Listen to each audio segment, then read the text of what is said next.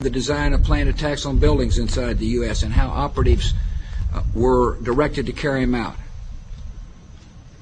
That is valuable information for those of us who have the responsibility to protect the American people.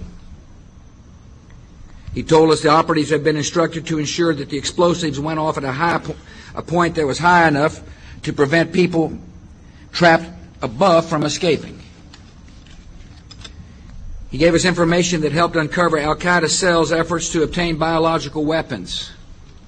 This is Building 7, a 47-story skyscraper that fell on the afternoon of September 11th. The government says that fire brought it down. However, 1,500 architects and engineers concluded it was a controlled demolition. Over 6,000 of my fellow service members have given their lives. And thousands of my fellow first responders are dying. I'm not a conspiracy theorist. I'm a structural engineer. I'm a New York City correction officer. I'm an Air Force pilot. I'm a father who lost his son. We're Americans, and we deserve... I lost my husband. My son. My uncle. My nephew. September 11th, 2001.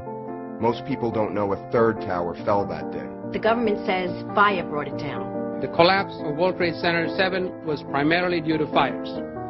I, along with 1,400 other architects and engineers, have found the government's conclusion to be physically impossible. Impossible. We need the truth about what happened that day. Go to rememberbuilding7.org. Why it fell, why it matters, and what you can do.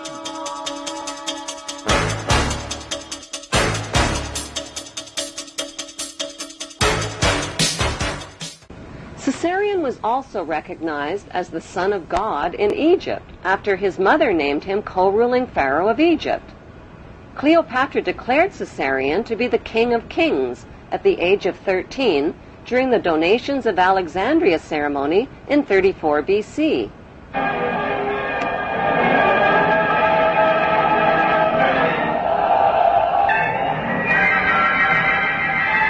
The face of history suddenly changed when Caesarion's father, Julius Caesar, was stabbed to death by his most trusted men.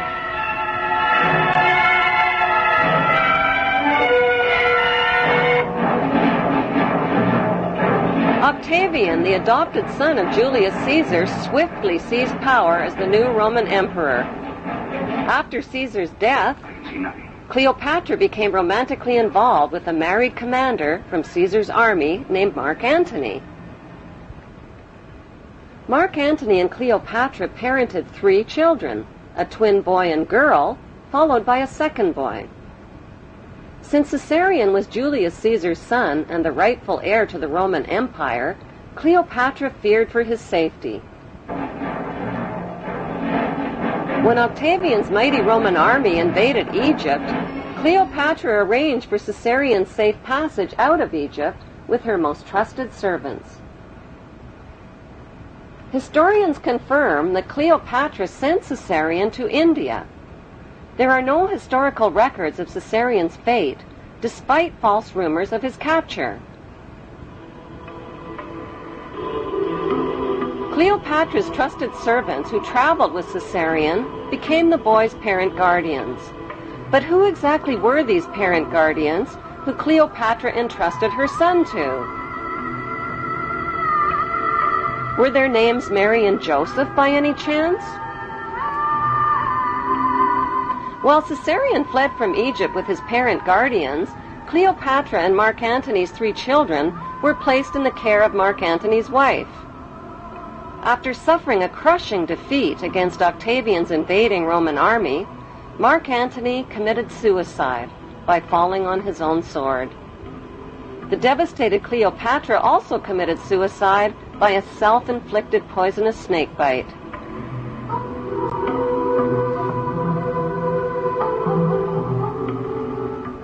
While traveling undercover through Egypt with his parent guardians, Caesarion was forced to hide his identity and change his name. The Egyptian name for Jesus is Isu, which means the son of Isis. It can be found in Egyptian hieroglyphics.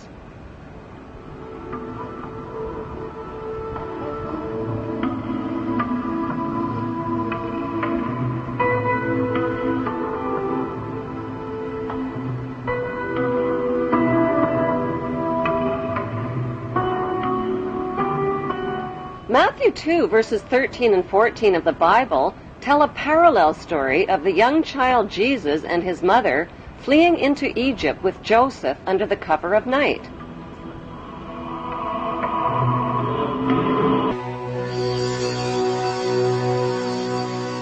In the year 1887, a book was published in Russia which rocked the Christian world.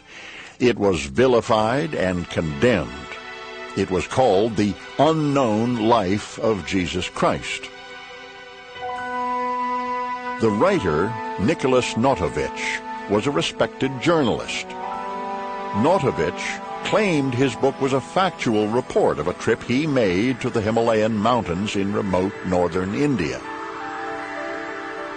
Notovich may well have been the first outsider to make his way to Hemis, an isolated Buddhist monastery hidden high in the Asian mountaintops.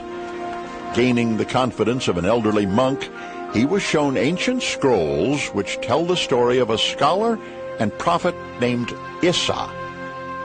In these secret records, Issa is described as a foreigner from a small Mediterranean country. The stranger arrived in India as a teenage boy to study the teachings of the Buddha.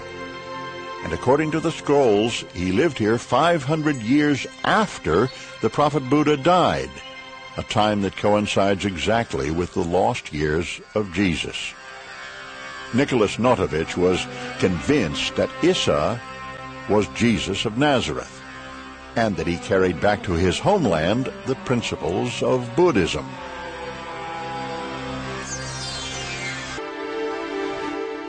Half a century after Notovich was in Hemis in 1902, a Hindu priest sought refuge in the same remote Indian monastery. He too translated the scrolls and published a work. His translation verifies the work of Notovich.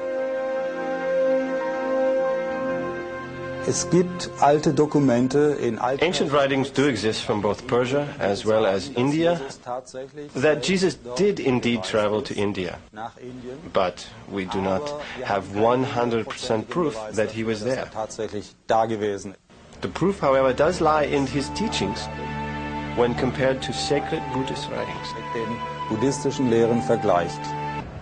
The authenticated ancient scrolls found at the Hemis Monastery near Leh in Kashmir document the life of Saint Issa, leaving home at the age of 13, joining a merchant caravan, traveling the Silk Route, and arriving in India at the age of 14. The Egyptian word for Jesus is Isu, the Greek word is Iesus, and the Arabic word for Jesus is Isa.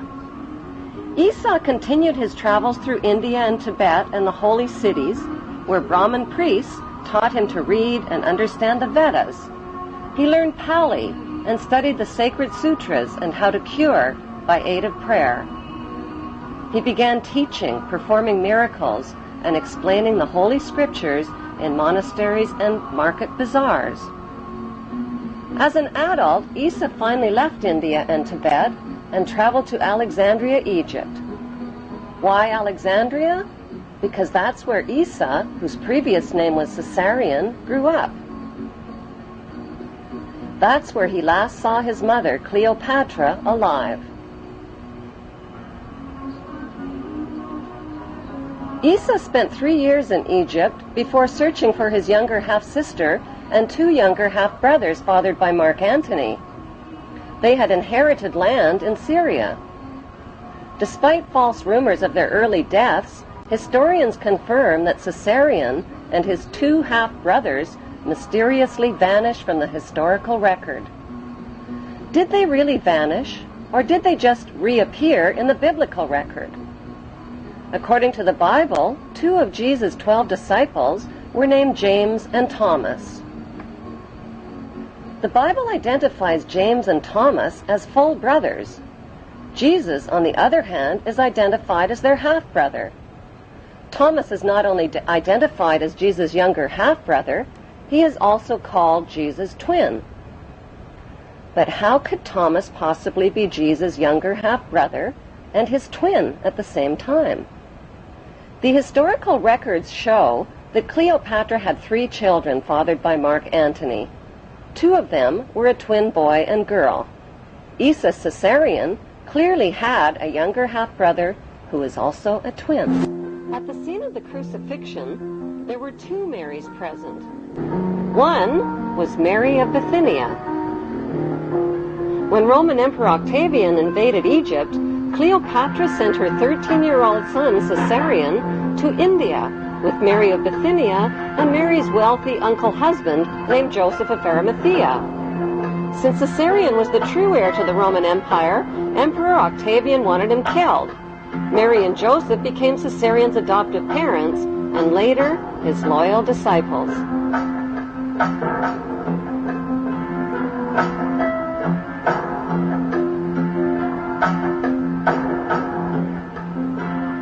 The second Mary present at the crucifixion was Jesus' younger half-sister, Mary Magdalene, whose birth name was Selene. She is also identified in the Bible as Mary of Cleopas, meaning Mary of Cleopatra.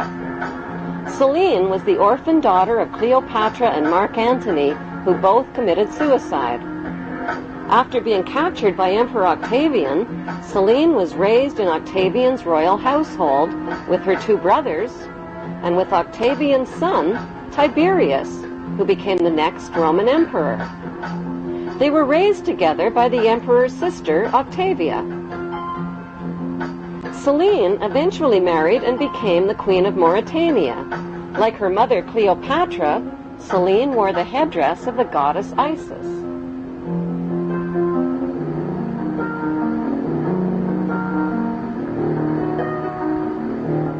Selene's half-brother Caesarion finally returned to Egypt after 17 years in hiding. He searched for Selene and found her. He was now called Jesus Christ, a name with the same initials as his father, J.C., for Julius Caesar. He told Selene about his plan to capture his father's kingdom, the Roman Empire, which Emperor Octavian had stolen from him. He told her he would capture it not with weapons and armies, but by creating a new religion and transforming the Roman Empire into the Holy Roman Empire.